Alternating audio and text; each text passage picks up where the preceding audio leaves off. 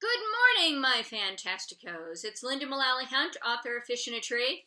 Thank you to all you global read aloud readers out there who are reading Fish in a Tree across the whole globe. That is so cool. I am loving hearing about all the connections you are making to each other, and I love getting all the pictures from all of the sketchbooks of impossible things being done across everywhere, really. It's just amazing. Just amazing. Thank you so much.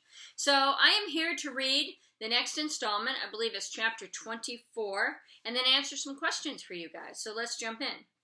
Chapter 24, Imaginary Hero. Mr. Daniels asks us to write about our favorite fictional character, a person we consider to be a hero, and be ready to tell the class about who it is. It's funny how much trouble Albert has with this. He tells Mr. Daniels that looking up to a character that isn't real is illogical, but Mr. Daniels tells him it would be good for him, which confuses the heck out of Albert.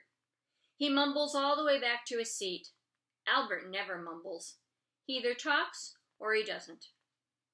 Oliver is in his seat, listing the names of every superhero I've ever heard of. Superman, Captain America, Batman. He looks upset when he turns to Suki nearby. Is Robin a superhero? I mean, his outfit isn't scary. At all. And he has no special powers. But Batman doesn't really either. But at least Batman can drive the Batmobile and fly the Batplane. Robin just rides along. I don't think I'd want to just ride along. What do you think? Suki opens her mouth, but no sound comes out. It doesn't matter, because Oliver has already moved on. Spider-Man, maybe I'll write about him. He holds up his palm in Suki's face. He shoots webs, and he swings from buildings. That would be the best. Hey, freak, Shay whispers, glancing over at Mr. Daniels, who is working with someone at his desk, to make sure he can't hear. We don't need to hear every weird thought in your tiny little brain.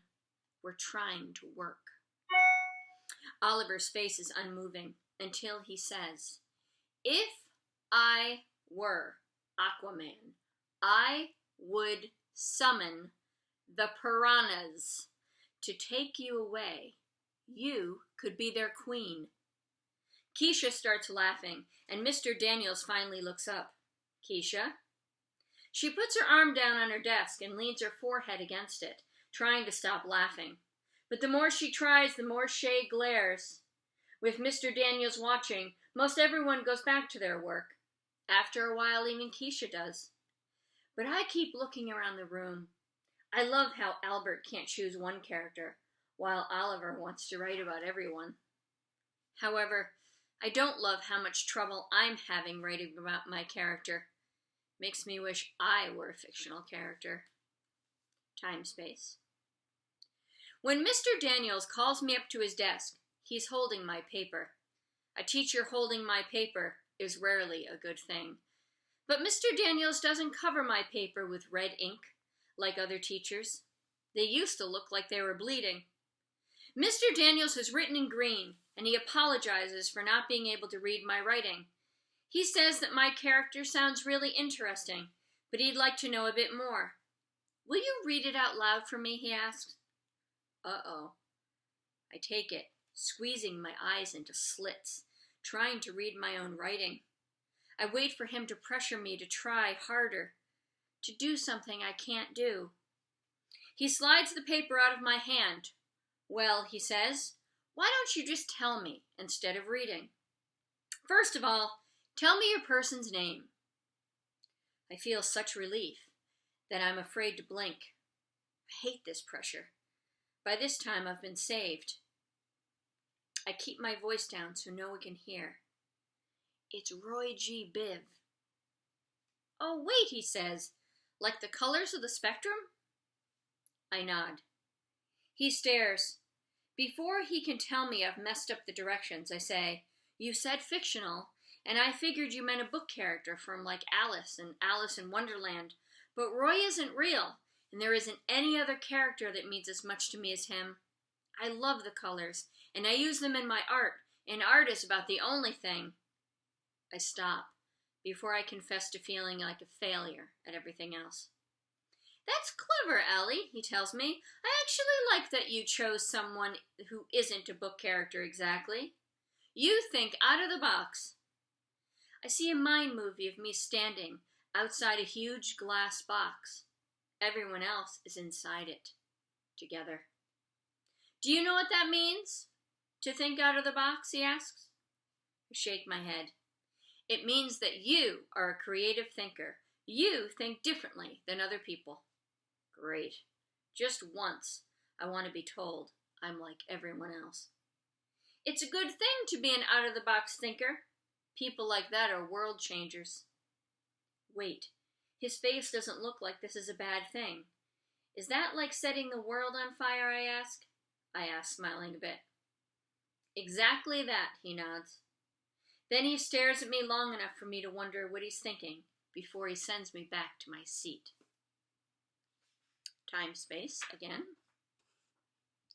The next day, when it's time to tell the class who my character is, I begin by asking everyone what their favorite color is. It's fun. I think this part of being a teacher would be cool. I'd rather eat crayons than do the rest of it, though. I take out a color wheel that I made at home. It's white cardboard, and I've broken it into 7 pie-shaped pieces.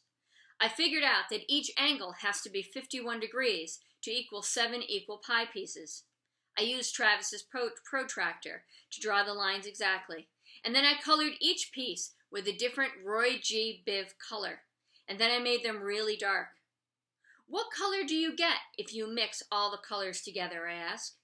Most kids guess dark colors. My favorite color is white, I say, because it's a mixture of all the colors. Albert nods a little. Shay tells everyone that it makes no sense, but I know the answer. If you mix paint together, that's true. But if you're talking about just the colors, pure in nature, they make white when mixed together. I brought this wheel to prove it. I feel like a magician.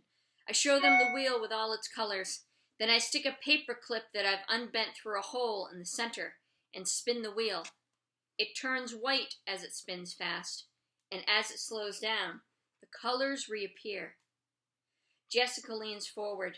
That's pretty cool.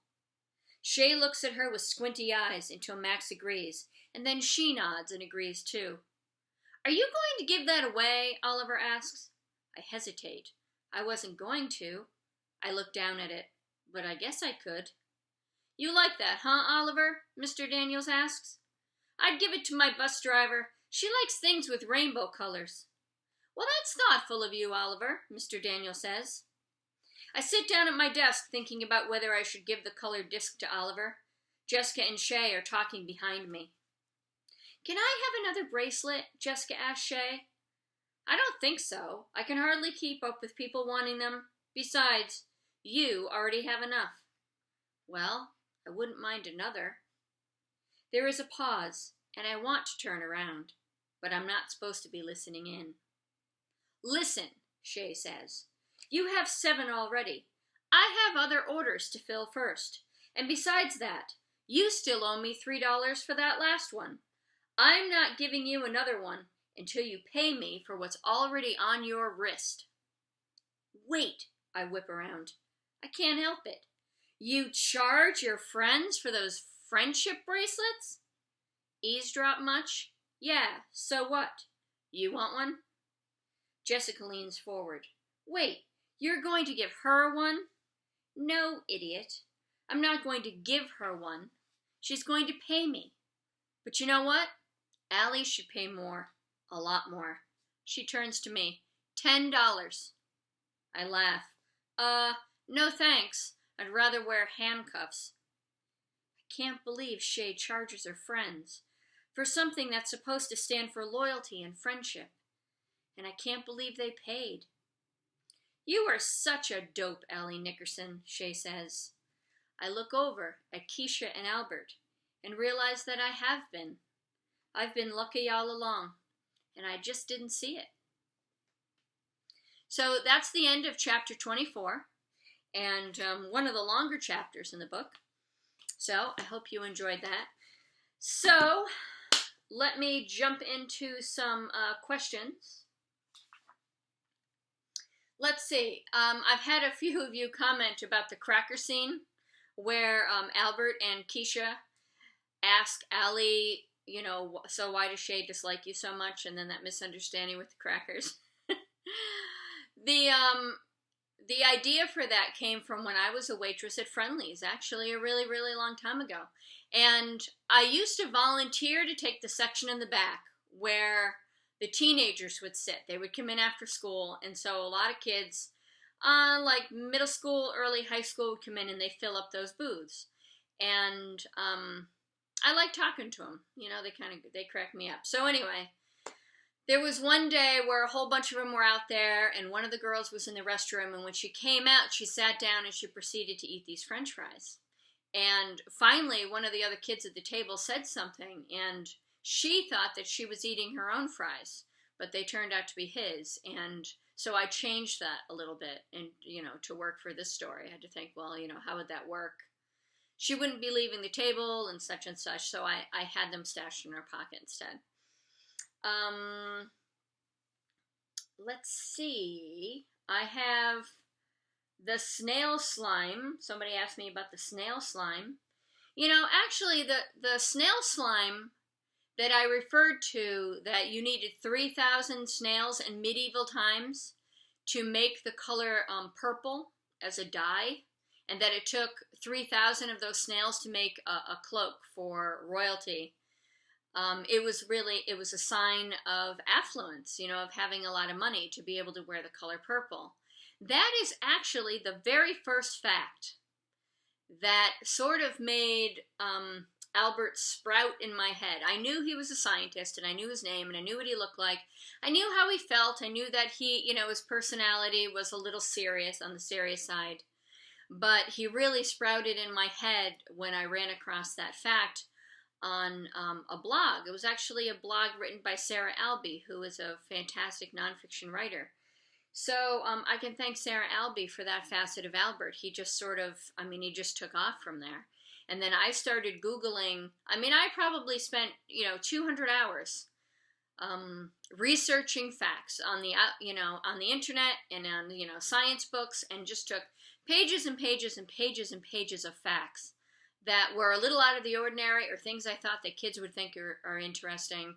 And then when I would get to a scene where it was time for Albert to say something, I would just flip through all those pages and look for a tie-in, some fact in that list that I could tie into the conversation.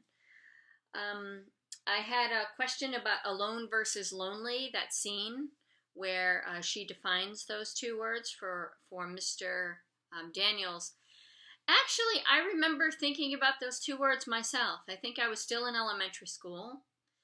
I'm not sure, maybe 5th grade, maybe a little bit younger than 6th grade, but that sort of came out of the childhood me, you might say.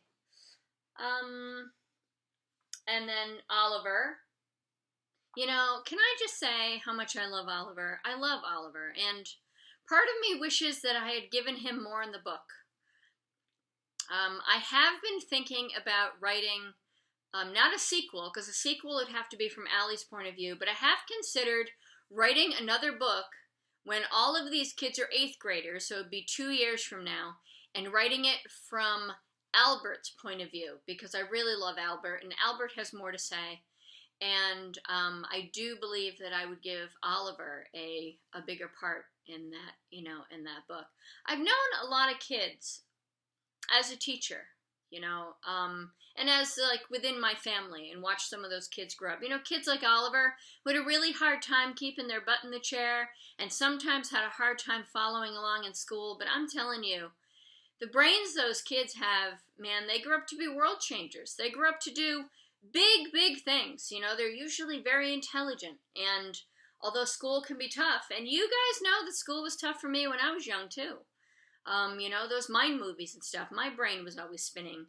I just love Oliver. He reminds me of so many of those kids that I had that were like that. So, I had been asked about my writing process, like how I write books, and like so many other things in my journey, I think this is probably a little bit different than most authors I talk to. there was a time that I thought I would never be a published author because I could not follow an outline.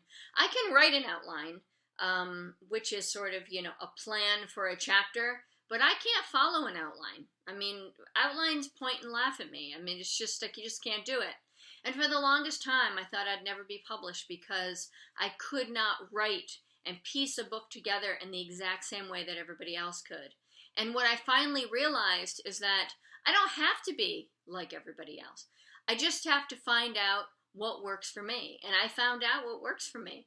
So the way I write a book is I write the first 2 chapters, and then I write the last chapter, and then I write all the books in between, or all the chapters in between, completely out of order. So when I'm in the kitchen making coffee that day, I have no idea what I'm going to write that day. Until I come in, I read a little bit from what I'd, written earlier the day before, and, then the voice gets, it sparks, and off I go. As my fingers are moving on the keyboard, I often have no idea what's coming. I am often just as surprised as the reader when there are surprises.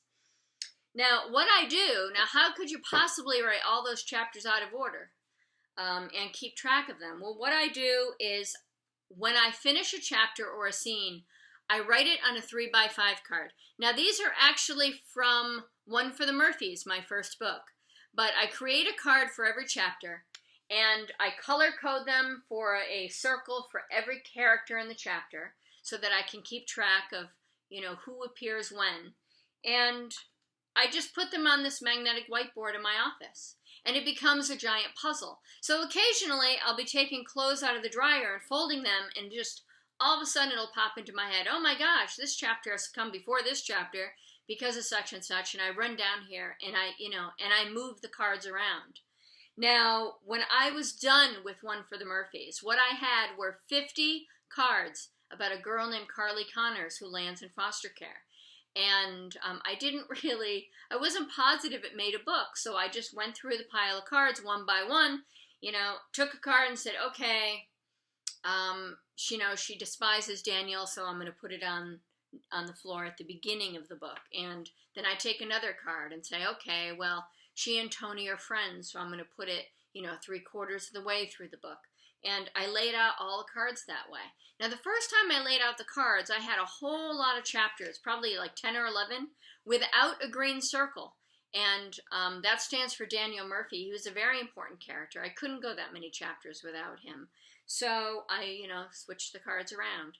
So it is a very strange way to piece a book together. And the first time I talked to my editor about this process, she was a little surprised. I don't think that she has seen it too often. But, it works for me. And one of the questions that I got from one of you, and I've gotten it more than once, is, what would I say to kids who feel different? Well, I would say a few different things. The first thing I would say is you'd be surprised how many people feel different.